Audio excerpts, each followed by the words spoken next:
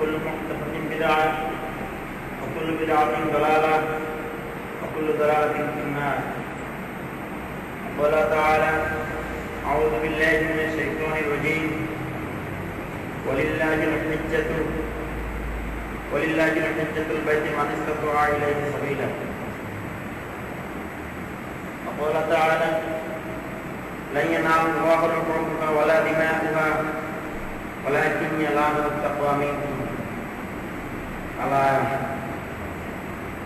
আল্লাহ তাবারক তাআলার কাছে লাখো কোটি শুকরিয়া।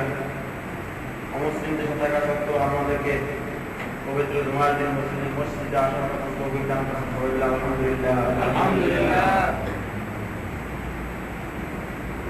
আজকে তো জুমার দিন, সবাই যায়, কি বলে ঠিক না? যদি একটু খেয়াল করেন, এমন তো অবস্থায় আজকে বিশ্বের চারিদিকে যদি একটু তাকায় নিয়ে দেখবেন শুধু মুসলমানের উপর জুলুম, শুধু জুলুম চলছে, নির্যাতন চলছে, দর্শন চলছে। কি কারণে?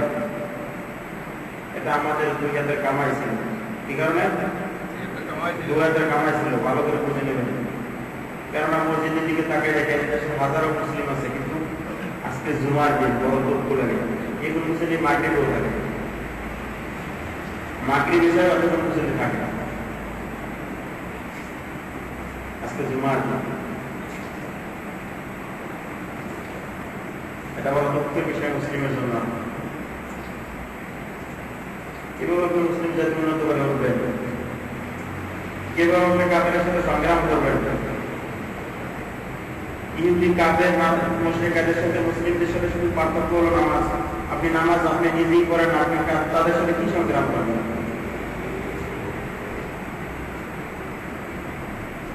এখনো বুঝে আসছে না।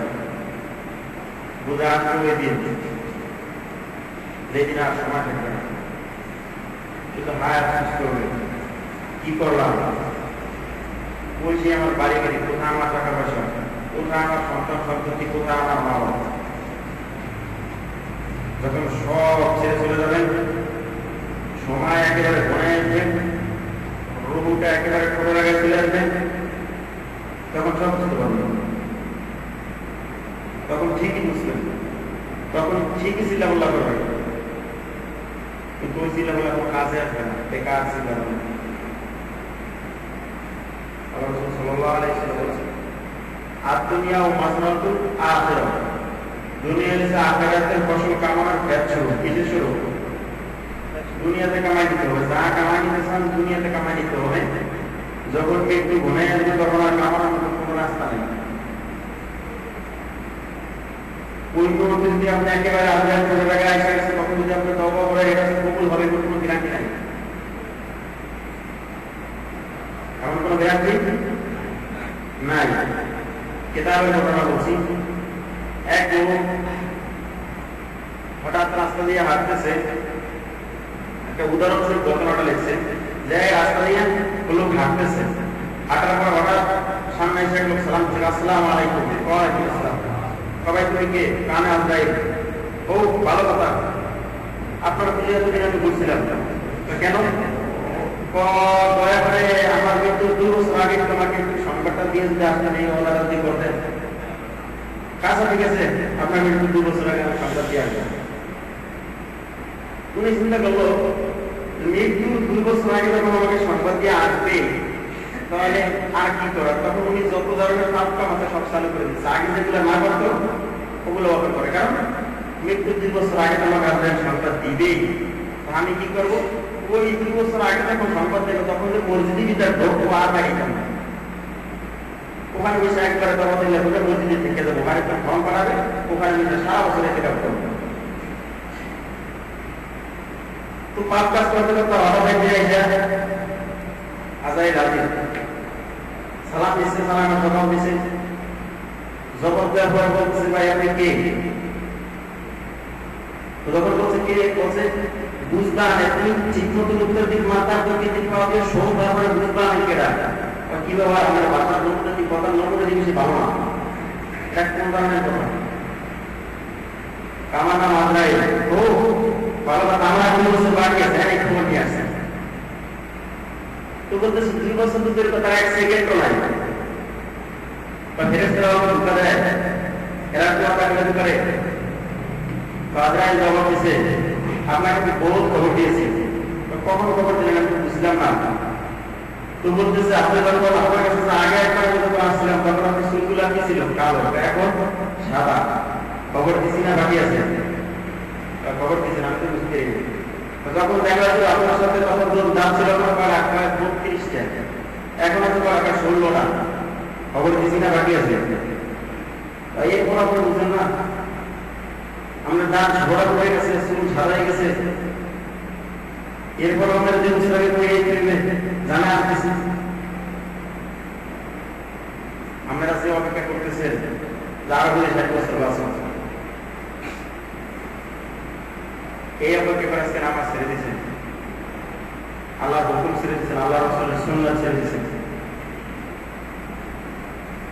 বেশ জাহিলিয়াতের যুগের যত কাজ ছিল বেশি কাজ এখন আপনারা করেছেন, ওইটা ছিল আইয়াম জাহিলিয়া, আর এখন হচ্ছে ডিজিটাল জাহিলিয়া। আইয়ামে জাহিলিয়া যুগের লোকেরা এত কিছু জানতো না, এত কিছু করতে পারতো না। আপনারা যে এত ভিন্ন করে আইয়ামে জাহিলিয়াতে যুগের লোকেদেরকে তারা এত খারাপ কাজ করতো না। বলে কি খারাপ কাজ করে? আমাদের দেশে ভাই বোনকে দর্শন করছে, কিরকম বোন? তার আপন চাচাতো বোন, তারা জামাত শিবির করে, আর কোনটা বর্তমান চলতি দল। তখন জামাত শিবির করে এই জন্য উনি কি করছে, উনি হিন্দুদের হিন্দুদের একজন, উনি হিন্দু ছেলেদের সাথে মিলি ওনারা ছাত্রদেরকে ধরে দর্শন করছে। আচ্ছা বলে নিজের চাচার মেয়ে এদের কি আমরা নিজের বলেছি ধরে নাই, শুধু দলের পক্ষ নিয়ে আজকে বই ধরে দর্শন করছে, তাও হিন্দু ছেলেদের সাথে নিয়ে। এটা আইয়ামে জাহিলিয়াতে লক্ষ্য করতে হবে।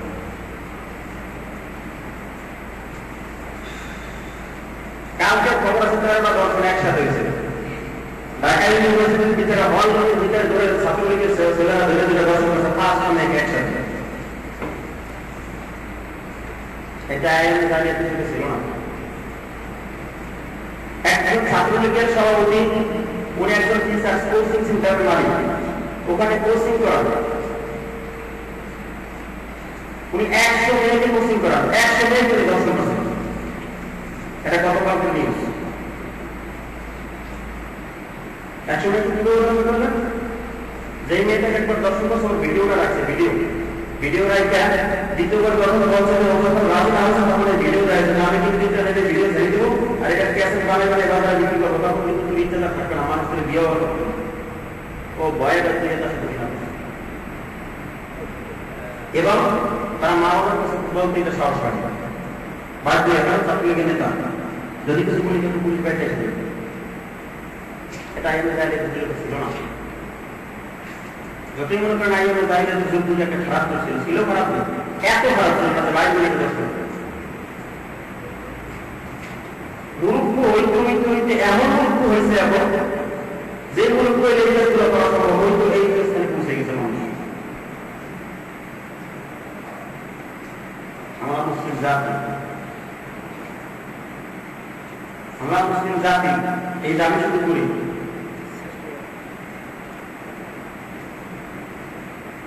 আল্লাহ কোরআনে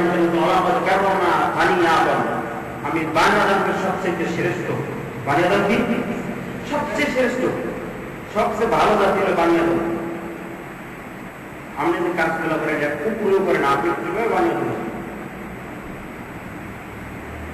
কুকুর ছেলে না ভাই বোন, আমিও ছিলেন না ভাই বোন, আমার ভিতরে কুকুরের ভিতরে পার্থক্যটা কি?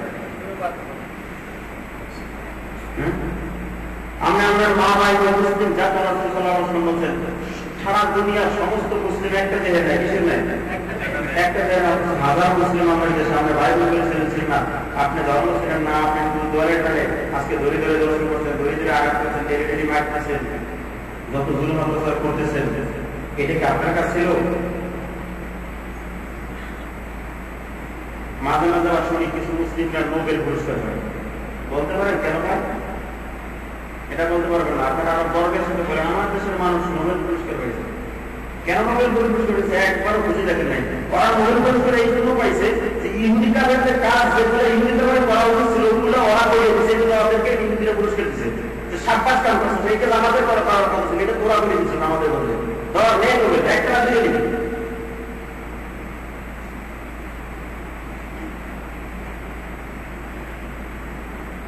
আমরা আবার গর্ব করেন, আমরা গর্ব করি, আমরা আমাদের জাতি গর্ব করে আমাদের দেশে অমুক নোবেল পুরস্কার পেয়েছে, তমুক জাতিসংঘের নোবেল পুরস্কার পেয়েছে। পাইছে কেন? পুরস্কারটা যে দিছে এটা কি কেন দিল বল? তারা কি নাক রাখা পুরস্কার দেয়?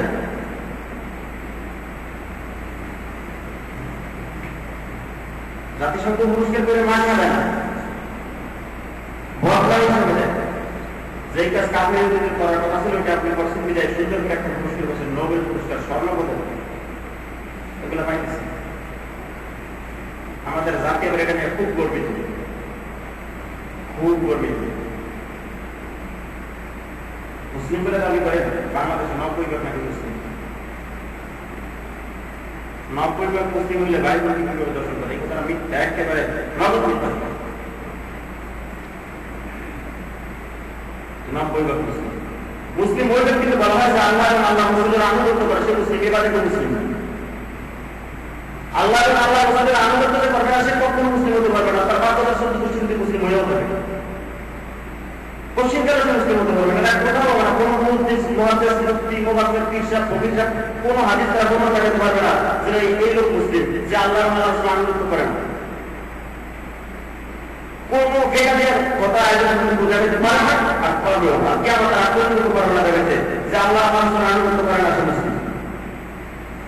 পশ্চিমকালে সে মুসলিম হতে পারে। নামাজ পড়ে না, আর নামাজের বিরুদ্ধে মাসলা করে। জিয়াদ করে না, জিয়াদের বিরুদ্ধে মাসলা করে। হজ করে না, হজ না করার জন্য বিরোধী নিজের মাসলা বানাই নিয়ে এনেছে। মুসলিম কি বলে মুসলিম বলে দাবি করেন আপনারা? এটা আমাদের গর্বিত দেশ।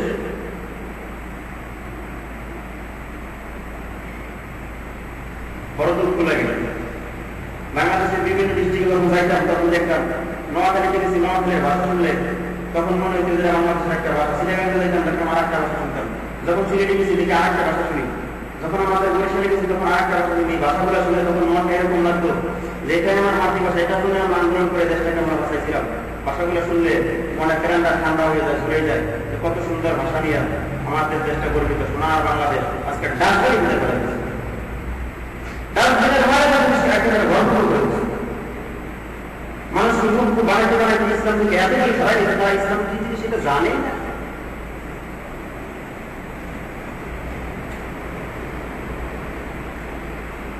এর পরেও তাদের কিছু মানুষ ভাবছে, এর পরেও তাদের কিছু মানুষ বলে কি বুঝ, কি বুঝ, কি বুঝাইতে চাচ্ছেন আপনি? কাকে বুঝাইতে? এটা আমার জাতি দেখতে চান, আল্লাহ আপনার দেখতে চান, আল্লাহ রসুল আপনার এটা দেখতে চান, জাতি আপনার দেখতে চান।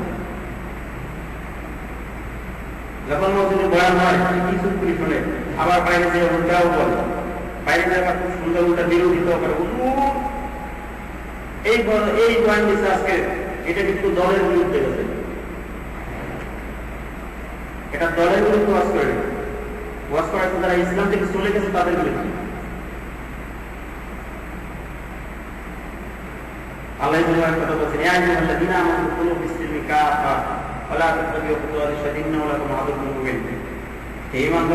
পরিপূর্ণভাবে ইসলামের ভিতরে দাখলাও, পরিপূর্ণভাবে ইসলামের ভিতরে দাখলাও, পরিপূর্ণভাবে ইসলামের ভিতরে দাখলাও। আদা দাখেলা, আদা বাইরে দিয়ে চলবে, এটার কোন সুযোগ নাই। যদি মুসলমান হয়ে থাকেন, আপনি মনে করেন যে না আল্লাহ রাসূলের ইবাদত বাদ দিয়ে আমরা একটা জিন্দামুখী তৈরি করছি, জিন্দামুখী বলে পূজা করতে পারি, এটা আল্লাহ লস হবে? কথা বলেন, আল্লাহ লস হবে? আল্লাহ রাসূলের লস হবে? ইসলামের কি হবে? ক্ষতি হবে? আপনি ইসলামের কি ক্ষতি করবেন? আমাদের কাছে কি পাওয়া আছে? আমরা একটা মশা তৈরি করতে পারবেন, একটা মশা আগে দিতে করতে পারবেন, আমরা কাছে কি আছে? কি ক্ষতি করবেন ইসলামের? আপনি হয়তো গুলি করবেন, কথা আল্লাহ